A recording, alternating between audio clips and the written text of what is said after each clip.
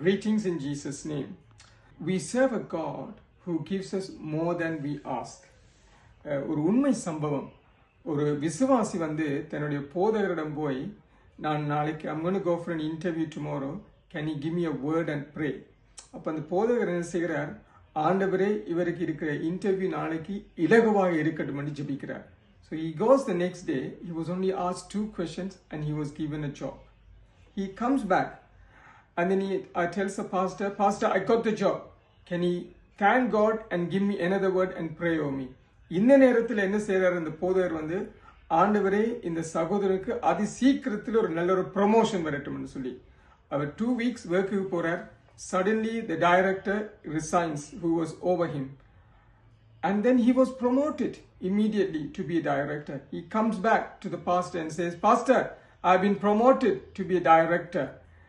And then he says, can you pray over me now?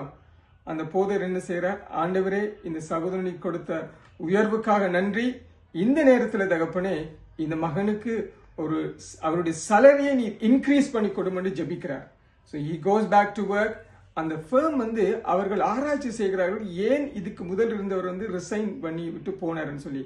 When they found out, he left because their competitor gave him double the salary what he was getting here. So they didn't want this man to leave as well. So they doubled his salary. And then he came back to his pastor to thank God. இது ஒரு உண்மை சம்பவம். நீங்களும் நானும் கேட்பதை விட மிகவும் அதிகமாய் கிரியை செய்யக்கூடிய வல்லமையுள்ள தேவன் இருக்கிறார். as it's in Ephesians 3:20. அதே நேரத்தில் நான் இன்னும் ஒரு வார்த்தை கூற விரும்புகிறேன். ரோமர் 4:17-18 பார்த்தீங்கன்னு சொன்னா, God declare things over Abraham saying that you're going to be the father of nations, and what happens? It comes to pass. ஒரு ஊழியக்காரனுடைய வார்த்தை அதை பண்ணி தேவன் அதை செய்து முடிப்பாரா இருந்தால், if God himself has given you a word, it will come to pass. Amen. If God has given you a promise, if God has given you a word, it will come to pass in Jesus' name. இயேசுவின் நாமத்தினால் தகப்பனே இதை பார்த்து கொண்டிருக்கிற ஒவ்வொருடைய வாழ்க்கையிலும் தகப்பனே நீங்க கொடுத்த வாழ்க்கை நீங்க நிறைவேற்றும்படியா நாங்கள் ஜெபிக்கிறோம். அப்பா, இவர்கள் எதிர்பார்க்கிறதை விட அதிகமாய் செய்து நீங்க இவர்களை வழிநடத்தும்படியாய் இயேசுவின் நாமத்தில் ஜெபிக்கிறேன் நல்ல பிதாவே.